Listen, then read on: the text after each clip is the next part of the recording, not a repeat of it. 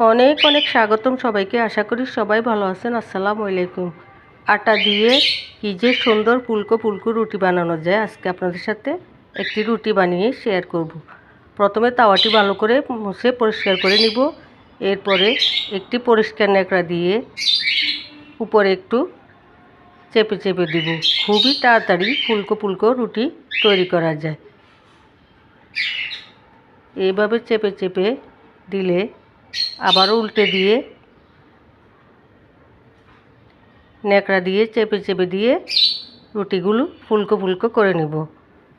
খুবই ঝটপট ফুলকো রুটি বানানো যায়।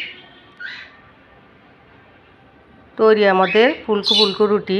ভালো লাগলে অবশ্যই লাইক, কমেন্ট এবং সাবস্ক্রাইব করে পাশে থাকবেন।